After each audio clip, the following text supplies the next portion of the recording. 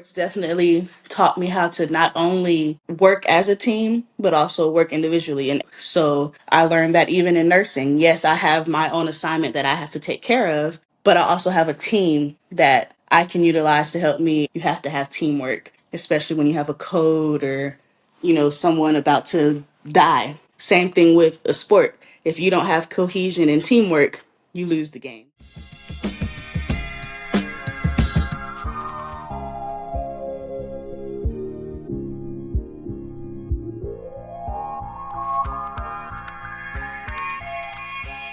Everyone, welcome back to Students of the Game. My name is Deja White, and I am a former athlete. And today we'll be talking and diving into Jada's experience as a former athlete. Hello, everyone. I'm Coach White. I'm currently coaching girls softball and boys lacrosse. My name is Jayda. I am a former athlete currently in the nursing profession. Perfect. Thank you so much for joining us today, Jada. I'm going to kick it right off because I know you have an interesting journey, and I know some former athletes towards the end of their athletic journey might want to know a little bit more about how to transition into the workforce after playing sports. What first sparked your interest in becoming a student athlete?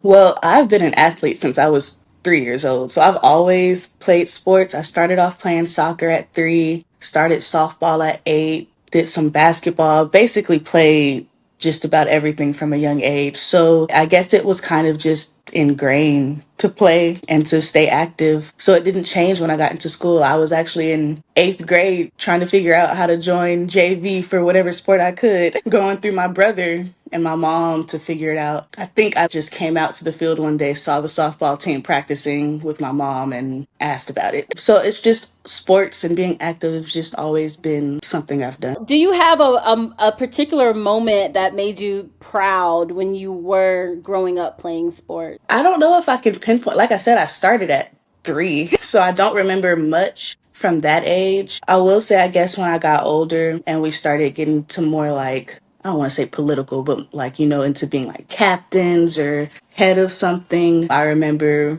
being, and I didn't expect it at the time because when I played upper level soccer, one of our coaches was the daughter's dad. So I was surprised when, because she was always the captain. I was surprised when the year I became captain became a thing. So I was proud of myself then because I became, I guess, a leader at the time. And then in high school, Coach White was my coach for softball.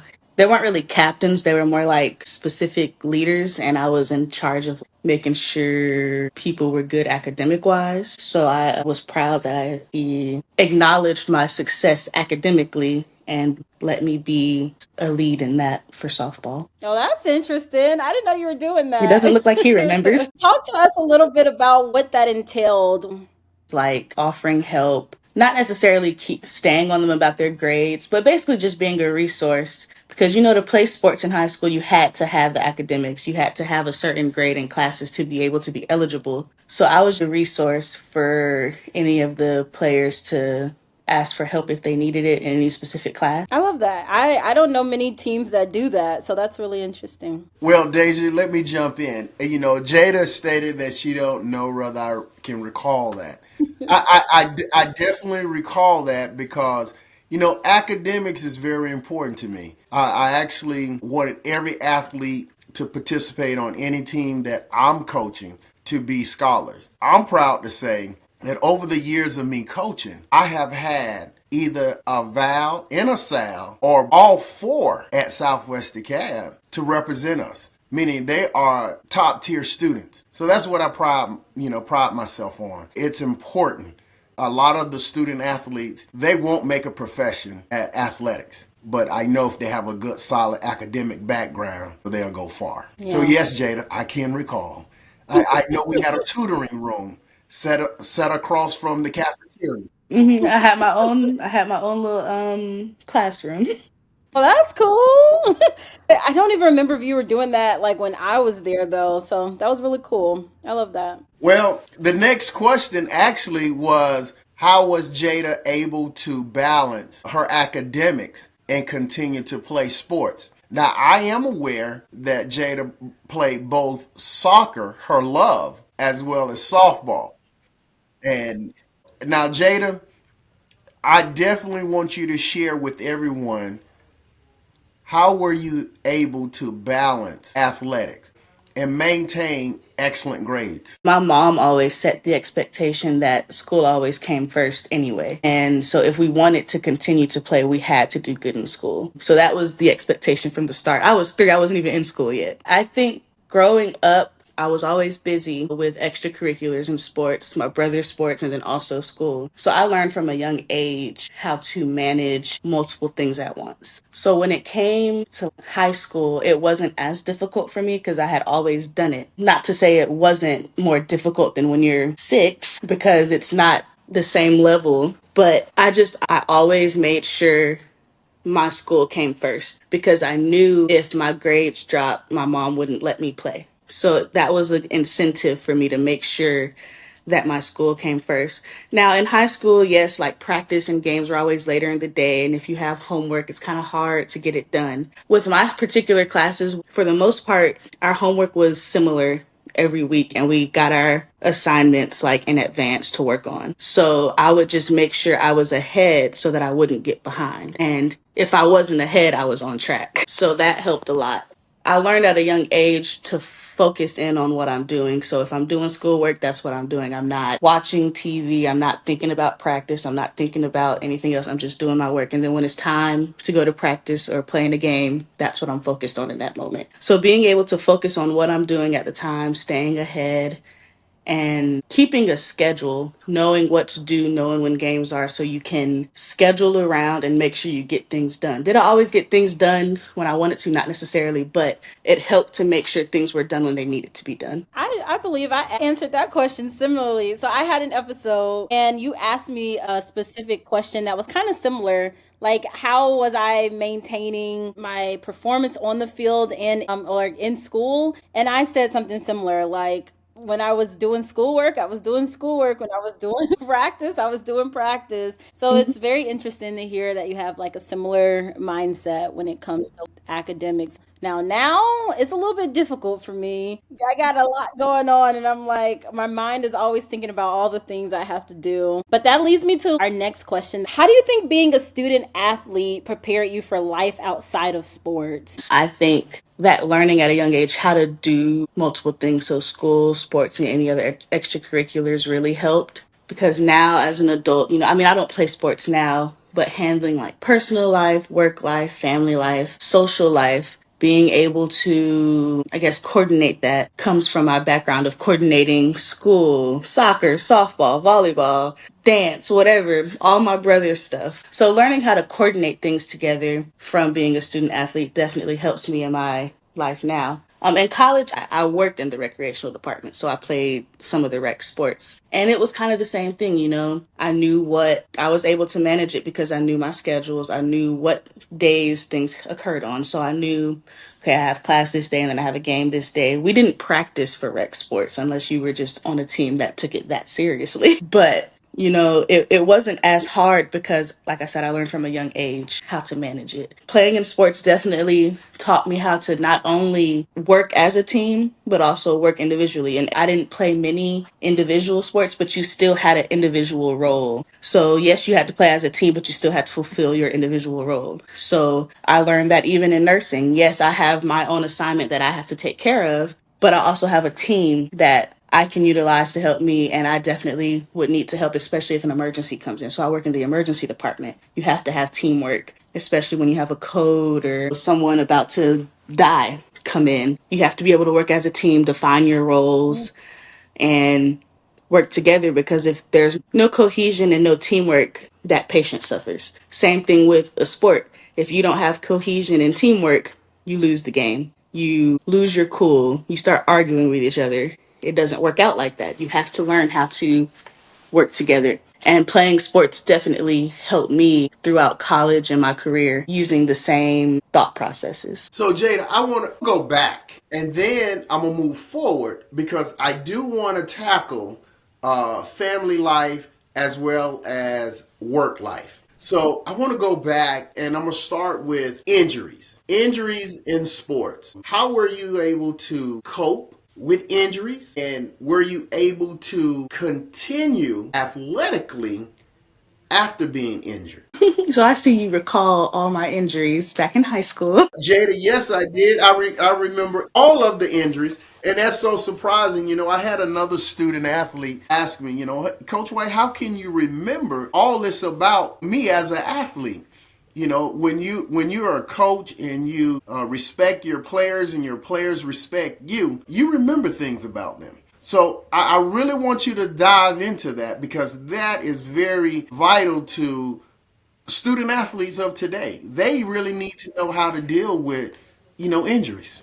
So I'll go back. My very first injury actually was a concussion. I was maybe in the sixth grade. My first major injury. Of course, I've had like the falls, the bumps and bruises. But that was my first major injury that really took me out for a few games or really the rest of the season, I think. And it being my first, it was a little difficult because I'd never experienced having to miss practice, having to miss games, watching my team play, and I'm not fulfilling my role. Somebody else had to learn my role to fulfill it.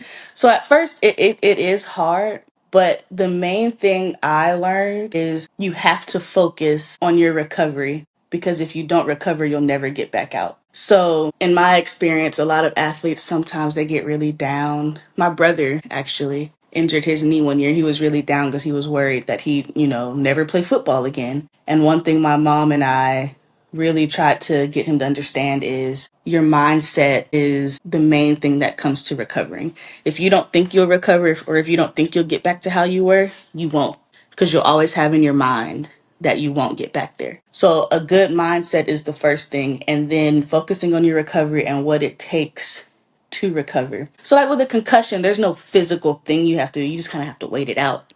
But say like in high school, I injured my knee. I had to wear a knee immobilizer and I was out much longer than with a concussion. But again, focusing on my physical therapy, focusing on keeping the right nutrition, not overworking myself or trying to go back too early just because I want to. That's the key to surviving an injury. And that actually is what led me into my first undergraduate degree, which was exercise and sports science, all my injuries, because I wanted to play a role in the athlete's care of injuries because I knew how important it was, not just physically, but mentally to get past the injury. So in college, I did a lot of things in that role where I helped athletes who were injured. And I think that I made a difference because a lot of them were very tearful and upset about the injury. And I think I was able to get into their minds like, I know you're upset now, but you will prolong this sadness if you don't focus on what it takes to get past the injury itself. Do some people have injuries that keep them from playing their sport for life? Sometimes. But a lot of that also is still your mindset. And if that is to happen, it's still important to remember yeah, I may not be able to play this sport, but it doesn't debilitate me from life or from everything else. I can maybe try a different sport. I can still play this sport. I just may not be professional. I might just be playing community. But if you truly love that sport, at least getting to there helps. I got to dig a little deeper. I have to dig a little deeper. You spoke about the concussions. How severe were your concussions? Well, my first concussion, I was kicked in the head actually, and I was knocked out. I had injuries to my teeth, my face was swollen, and at the time when it first happened, I remember waking up and my coach is standing there and I'm like, who are these people? And I got a little agitated because I'm waking up around these people I don't know. My mom wasn't there. This was like the only game she wasn't at, but she rushed over to come get me. I remember riding to the hospital not knowing where we were going. I remembered like my mom, but I just couldn't remember little stuff like where I was, other people outside of my family at the time. But it wasn't like a amnesia type concussion that particular time. I did have a concussion later on where I like forgot everything, my family, what I was doing. I was actually driving back to Athens for school, didn't know where I was going, just happened to call the first number in my phone. It just happened to be my brother. And for a few weeks, like I remember being at home feeling like I was just around strangers, but I knew it was my mom because everyone called her mommy. But I didn't really know myself until later. So that one was a little more severe. And that actually didn't come from playing sports. I was actually driving and hit my head. Jada, I think I could remember that particular one, and I think that's how you and I actually reconnected. I think I saw you and your mother at a football game, and your mother shared with me that you had a concussion and you didn't remember anyone. I think, I don't know if it was the next week or the next day, but I brought some material. Everybody call them receipts now. Thank God that I keep receipts. I brought some material around to your home, and I don't know whether it triggered anything or not, but it was something to associate you with a time in your life that was very meaningful to you. Now I'm gonna ask you today: was that material helpful to you at any point of your recovery? So I do remember you bringing the. I don't remember exactly what you brought, but I do remember you guys showing me things and me remembering certain things. And then I think right after that, like I remembered you, so I started back coming to the school, like to help you with stuff like I used to do. Like I would remember things as people would come and talk about it, but I will say like you coming and spending time at the house and showing me things, it did really help trigger some memories. I remembered a lot about high school at that time specifically. I'm glad that softball played a very big part in your recovery. So yeah, so I'm thankful. I'll keep it in the same realm. I'll ask a little bit about self-care. So, I don't think I really knew what self-care was as a student athlete in high school, not even in college. I ran myself ragged in college. Like I definitely didn't take time for myself when it came to sports or academics. But I want to know if there's someone listening, what are some things that they can do for their self-care to just step back, not think about sports, take a break from work, whatever they might be going through. When you get overwhelmed, it's becoming too late. You have to realize when you're starting to get stressed. And some things that I do when I feel like I'm getting stressed or am stressed is I just take a step back. Like, yes, I enjoy sports, I enjoy my family, I enjoy my work, but there's other things I enjoy that's outside of that. I do things hobby wise that I like. Sometimes just taking a 10-minute walk helps me. It helps you think, it helps you clear your mind. I like to draw and paint. Sometimes I doodle, reading. And in some instances, when I was playing sports, going out to play would take the stress away from my home life or my work life. Going out to play rec softball at Piedmont Park was a stress reliever. It took my mind off of my stressful nursing job at the time. So just taking the time to do things you enjoy. If sport are your stressors, you take a break from that. You take a break from what's stressing you at the moment and you do what helps. Sometimes work relieves my stress at home. I have a 10-month-old baby that I love to death, but babies are difficult. And sometimes and it's hard when it's a child, you know. I gave birth to him. He's been with me for 10 months. It's hard to take a break and ask someone, "Can you watch him for 10 minutes while I decompress?" But I had to. I had to learn how to do that. I had to give him to my mother for 10 minutes. And yes, 10 minutes later, like, oh, I miss Jahan. But like, I needed that 10 minutes to relax, to give him my best. So taking a break from what's causing your stress, even if it's just thinking about something else for 10 minutes, I think definitely helps. Now, if your stress is more than that, you may have to take more than 10 minutes. It just depends on your stress level. That makes sense. I'm going to switch gears a little bit.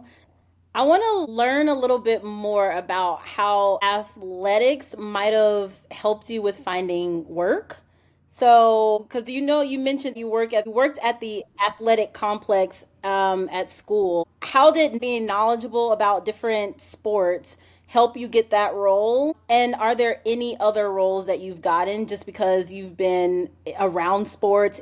So my first job that I ever had was actually a soccer referee, and that came solely just from playing soccer and knowing soccer. I think I was about 12 when I became a soccer referee. Knowing soccer helps because you definitely have referees that have never played and they're that's when they're learning, and you see the difference only because when you play the sport you know a little more. Refing though also teaches you a little more because there were rules that were confusing at first. You didn't really understand why it was a rule, but then when I became a ref I was like, this is the actual rule, this is why I can't do this. And then playing sports and also having that referee experience helped me in college too, because I, like you said, I worked at the recreational sports and competitive sports department. I started off as a referee. My plan was to start off as a soccer referee. I ended up refereeing everything: flag football, volleyball, basketball. And I played some of those sports too, so I understood them as well. So that really helped with learning how to referee. And then, of course, I moved up, started as a referee, then I became a supervisor. So, like, supervising the fields on game days. Then a site manager managing all the supervisors at the field, and then a program assistant. So, more like office work, scheduling games, scheduling staff. So, while it was still into sports, it was more of a more professional role that could be used in other roles. Because, like I said, it was more like an office role and scheduling and staffing. So, that helped me when I became a nurse, actually. I don't schedule and staff necessarily, but learning how to do the paperwork.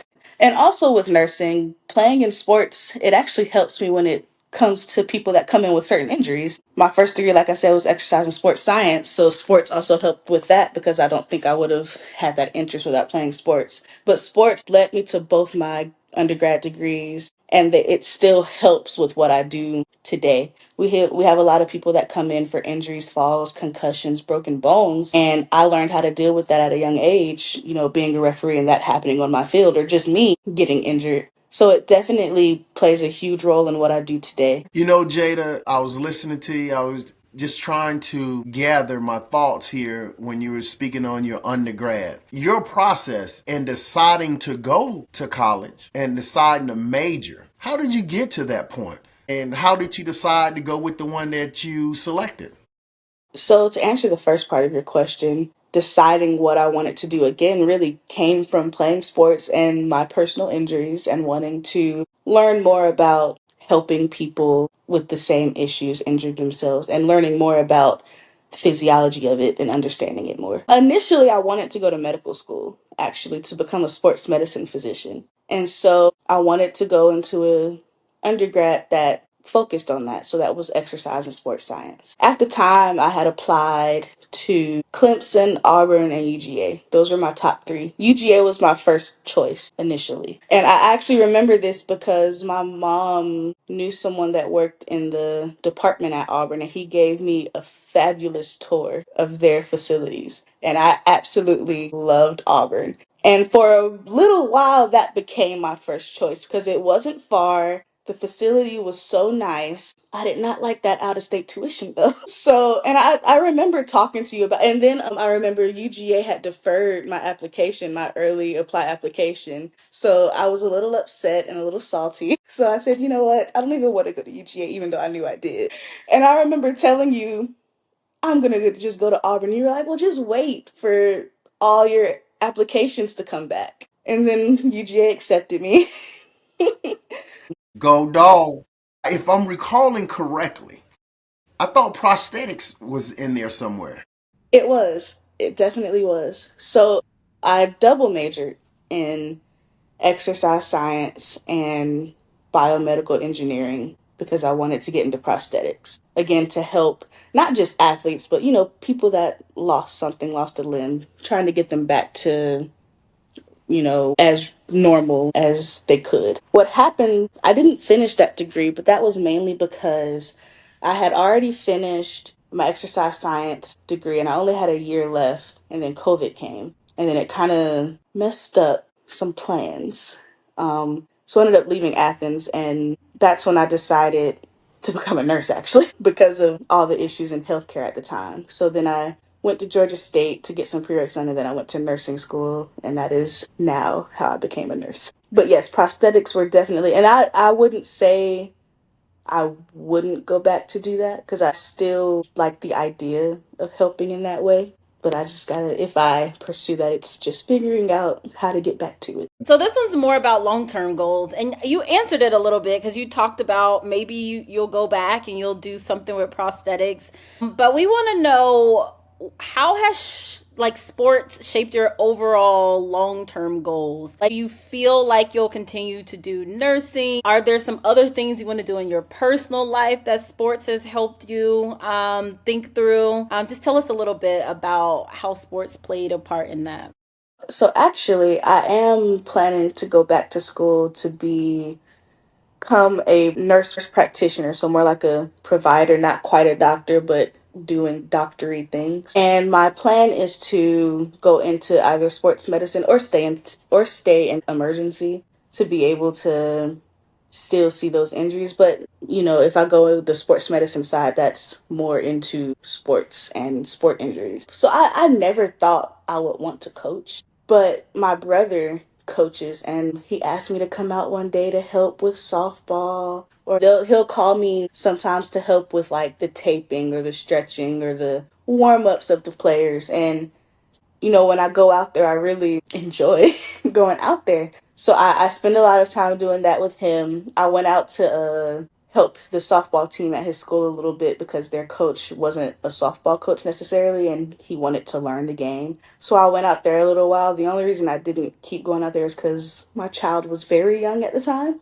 So I couldn't spend too much time out there. But I really did enjoy going out there, and these were high schoolers, and I'm teaching softball, like from the basics, teaching softball. But I really enjoyed it. So I thought about going out and helping him any way I can, even if it's just to be a resource for injuries. That I do that, and I plan to continue doing that. I plan to continue in the healthcare field and potentially moving up to a provider role to provide more direct decisions in the care of patients, especially if I get more athletes with injuries. We get a lot of athletes with injuries, but if I go the, sports medicine provider route, then that'd be all I get. So I guess at that point it's just deciding if I want to just focus on that or stay in my role where I get to see everything. Yeah, tell me a little bit about what the emergency room is like. I don't think I've ever met anyone who works in an emergency room, so this would be interesting.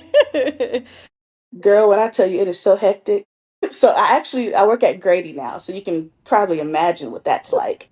So in the emergency room, you get all kind of stuff, and you don't always know what it is when it comes in. So some stuff you might you'll get a call from the ambulance, and they'll say, "Oh, we have what might be a stroke coming in or seizures coming in," but sometimes they don't know what it is. Or people walk through the front door and they're collapsed on the floor, and you're just like, "Oh my God, what's going on?" So you literally see anything you can imagine plus in the emergency department. Some things you've never heard of. Some things are cool, and I hate to say like people's ailments are cool, but some things are kind of interesting to see, especially if you've never seen it before. A lot of things are kind of gross. But the main job is to stabilize that person. So if this person comes in and their heart's not beating, our job is to get their heart beating.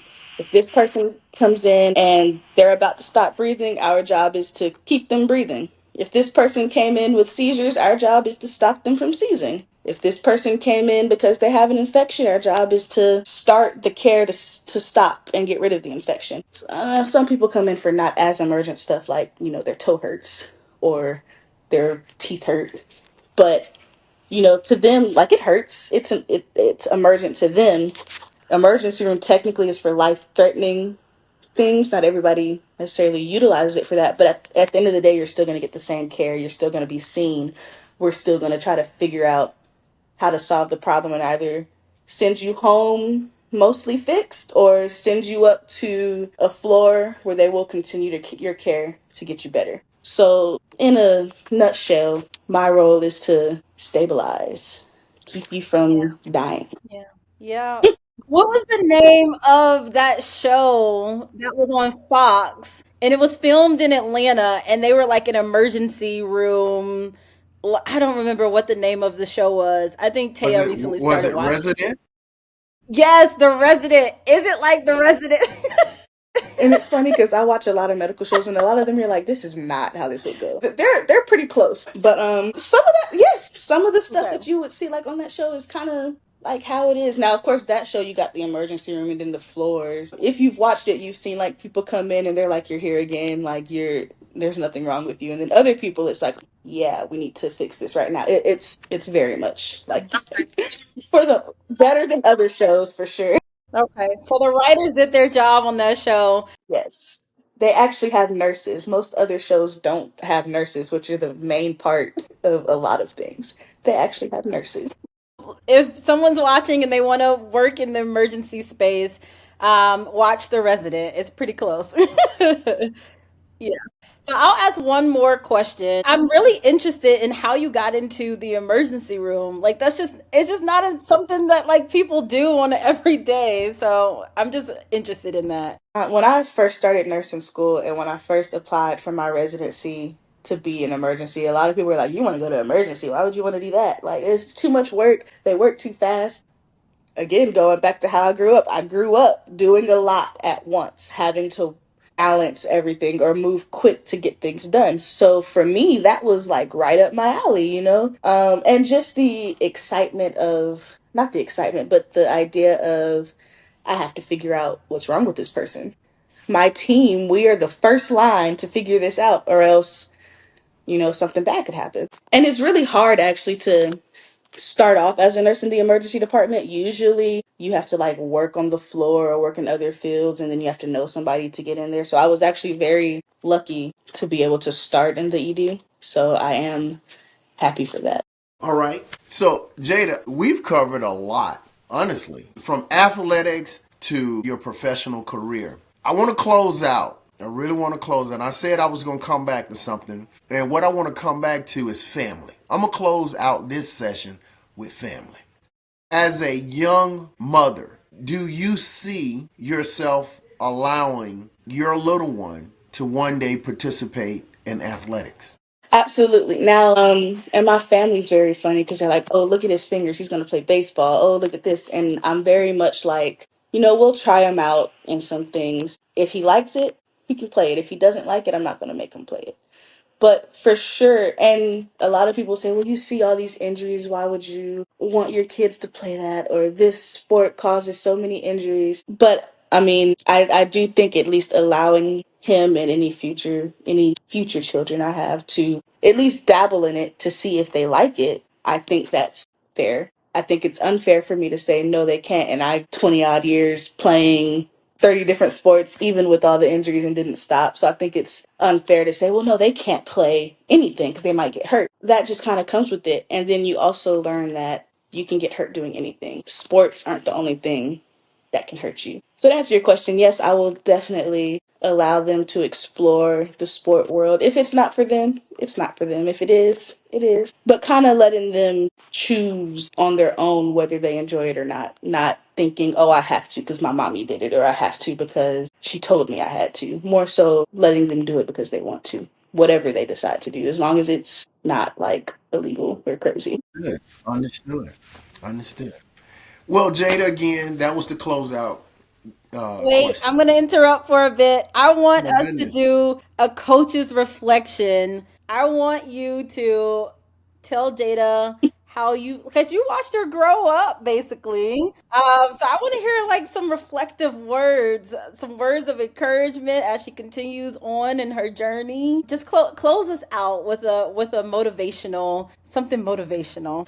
I have always been fascinated with Jada's gift. Jada has always displayed top tier quality. I wouldn't have tapped her for academics if I didn't see that scholar within her. She was tough.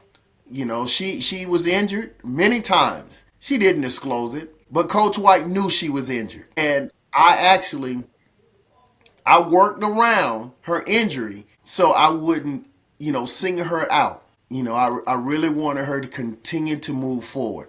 And overall, I'm very pleased. Like I said early in the chat, she went off the UGA. She became a dog. I love the dogs. We did a tour together. I think Jada was in my group when we did the tour at UGA, and we called the dogs. So, all the players that I've coached over the years, honestly, I built a special bond with them. They are family to me. They are family. So, Jada, you are family, and Coach White truly admired you. So, continue to be you. Continue to do what you're doing. And, you always welcome to come over there and help me, Coach. All I right, love Deja. it. All right. Thank you, Jada, so much for joining us. Once again, this was Students of the Game, where we sit down with current and former student athletes to talk about their journeys. So thank you so much for sharing your journey with us.